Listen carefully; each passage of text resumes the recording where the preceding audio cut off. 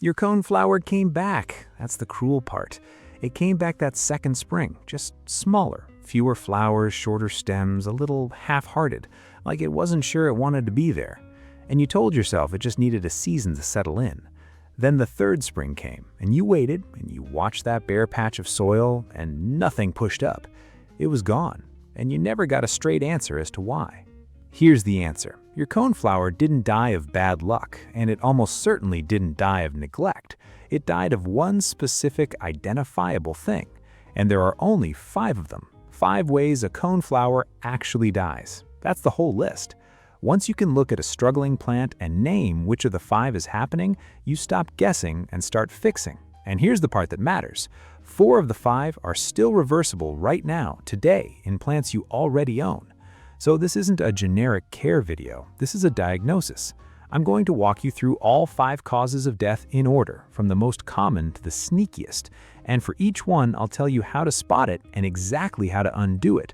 So the coneflower in your garden goes from something you keep quietly replacing to something that outlives your attention span entirely. Let's find out what killed the last one and make sure it never gets the next one. Number 1. Comfort. Start with the killer that gets the most plants, because it's the one that feels the most like good gardening. Your coneflower may have died of comfort. You can spot this one after the fact.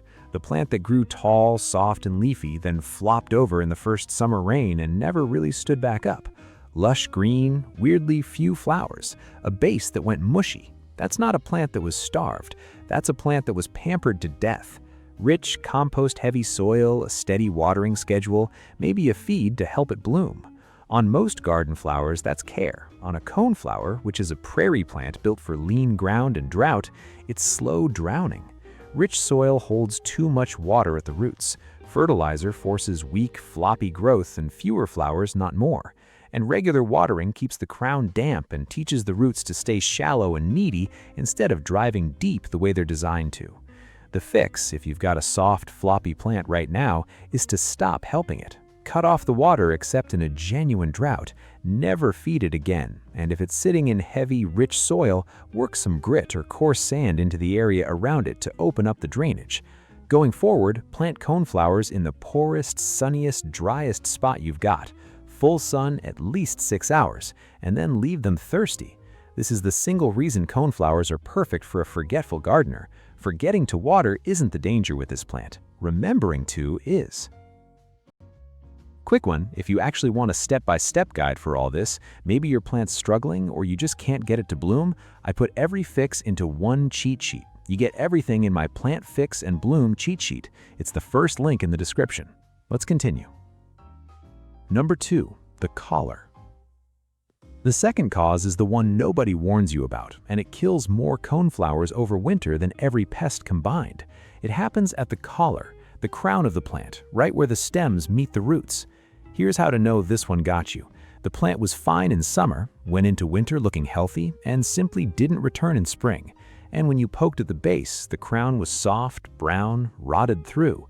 That's not cold that killed it. Coneflowers are tough as nails in the cold. That's wet, held against the crown, freezing and thawing all winter until the tissue breaks down. And usually it traces back to 2 well-meaning mistakes at planting. The crown was set too deep, buried below the soil line, and then mulch was piled right up over the base to keep it cozy. You want the exact opposite. The crown of a coneflower should sit right at the soil surface, or even a touch proud of it, so air moves around it and water drains away instead of pooling.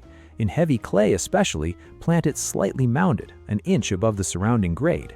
Mulch the bed to hold moisture and block weeds, absolutely, but keep a clean, open collar of a couple of inches of bare soil around the base of the plant. Let that spot breathe. If you've got plants in the ground right now with mulch heaped against their stems, go pull it back this week. That's a 5-minute job that decides whether they see another spring. Number 3, it was never built to last. The third one isn't your fault at all, and it's the reason a lot of gardeners quietly give up on coneflowers thinking they've got a black thumb. Some coneflowers are built to die young, and you'd never know it from the label. Here's the tell.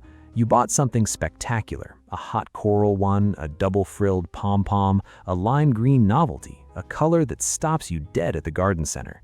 It performed like a dream the first year, then it faded fast, weakened in year 2, and disappeared in year 3, no matter what you did. That plant didn't fail. It did exactly what it was bred to do. A lot of those fancy hybrids are selected hard for that unusual color and that doubled flower, and the vigor and root strength get traded away to get there. They're gorgeous, and many of them are genuinely short-lived. You bought a firework, and fireworks are brilliant and brief.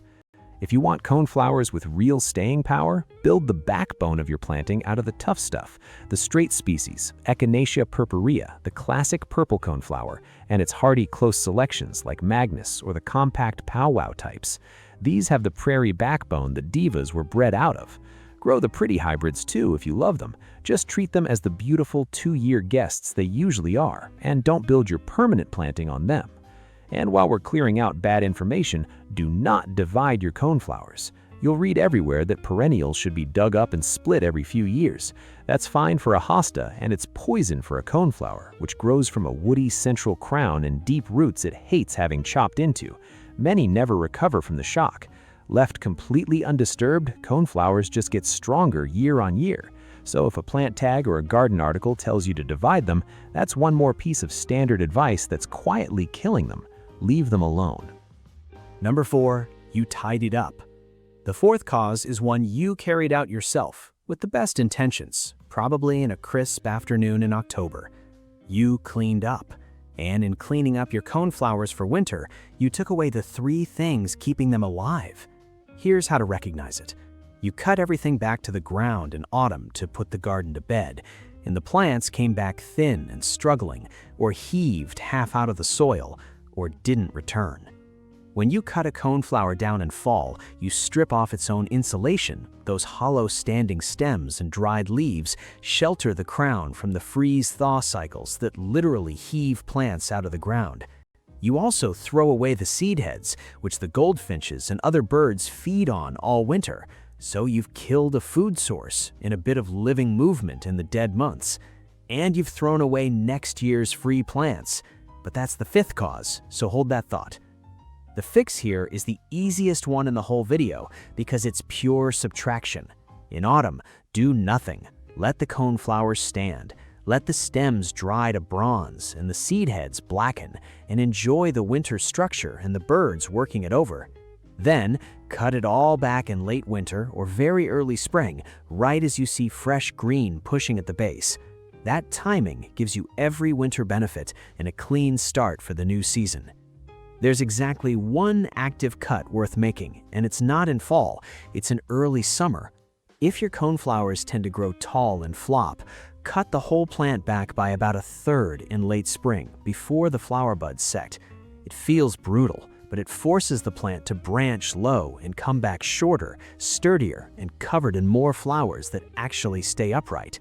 One bold cut in June, and then hands off from autumn through winter.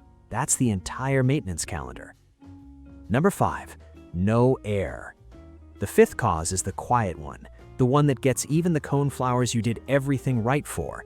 Because here's a truth nobody likes to say out loud. Every individual coneflower has a lifespan. Even the tough species types eventually age out after several good years. So if a plant is your whole strategy, then sooner or later, no matter how well you grew it, you lose it and you're back at the garden center. The 5th cause of death is having no plan for the plant after the plant. The tell is simple.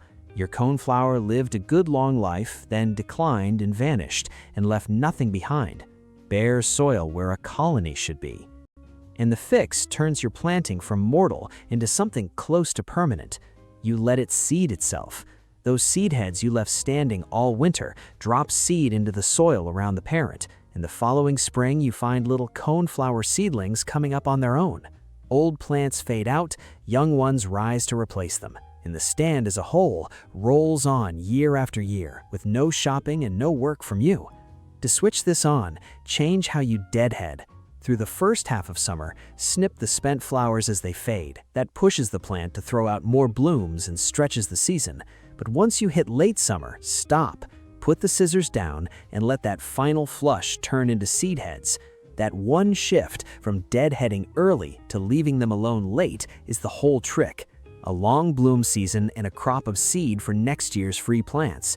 Do this in lean, open soil, and you'll get more seedlings than you can use, enough to move around the garden, pot up, or give away. That's what never dies actually means. Not one immortal plant, but a planting that replaces itself faster than it fades, so there's always a coneflower blooming in that spot, whether you're paying attention or not. That's the full list, the only 5 ways a coneflower dies.